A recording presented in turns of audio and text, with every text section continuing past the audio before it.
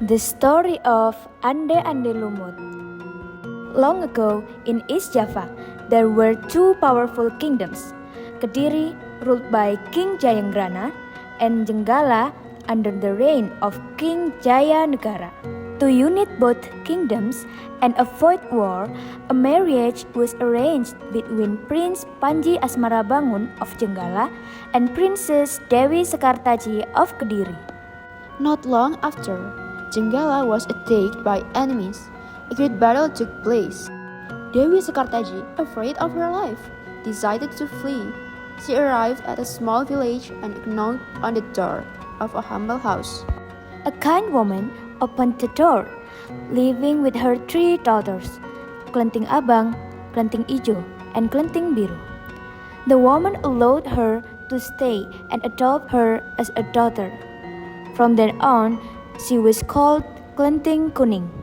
Her life was far from easy. She was treated as a servant, forced to cook, clean, and do laundry. Klenting Kuning, wash my clothes. Don't forget my scarf. Yes, sister. After winning the battle, Panji Asmarabangun was heartbroken to find Dewi Sekartaji missing. He sent guards across the land in search of her. One reported seeing a girl who looked like the princess in a remote village. Panji traveled to Dadapan village and disguised himself as a commoner named Ande Ande Lumut. He stayed with an old woman named Mbok Rondo, who took him in as her son. He announced he was searching for a bride, and soon the entire village was buzzing with excitement. The news reached Klenting Kuning's household. Her stepsisters dressed up in their finest clothes, eager to win his heart. Klenting Kuning, you're not coming with us. Stay home and wash these dirty clothes.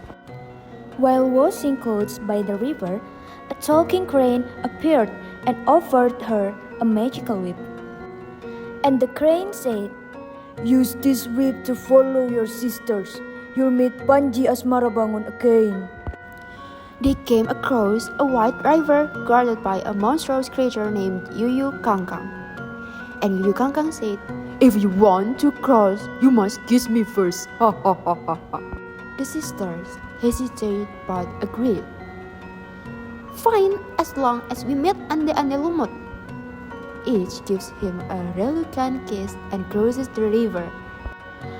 After her three sisters left, Klenting Kuning arrived at the river. Then she met Yuyu Kangkang, who had already escorted her three sisters. Then Yuyu Kangkang said, "You must kiss me to cross." "I'd rather not go than lose my dignity." She took out her whip and struck it into the river. Instantly, the water in the river receded, frightening Yuyu Kangkang. In the end, the giant crab agreed to help Klenting Kuning cross the river. Klenting Kuning foster sisters arrived first at the place of Ande Ande Lumut.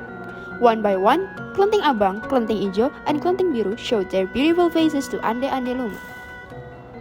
"Choose me, handsome stranger. I will not marry girls who kiss a river monster." But none of them were chosen because they had kissed Yuyu Kangkang. It turned out that Yuyu Kangkang was a messenger of Ande Ande Lumut, assigned to test the participant of the contest. A little while later, Klenting Kuning arrived at Mbok Rondo's house. Ande Ande Lumut knew that Klenting Kuning was the only woman who had not kissed Yuyu Kangkang. So, he chose Klenting Kuning to be his future wife. Although confused at first, Klenting Kuning eventually revealed that she had come in search of her husband, named Panji Asmarabangun. Upon hearing her story, Ande Ande Lumut immediately revealed his true identity, leaving everyone in the house shocked. Dewi Sekartaji was overjoyed to be reunited with Panji Asmarabangun. They decided to return together and invited Mbok Rondo to live in the palace as a token of gratitude. Panji Asmarabangun and Dewi Sekartaji continued their married life and lived happily ever after. Ande Ande Lumut is more than just folklore. It is a tale of love, dignity, and the strength to stay true to oneself.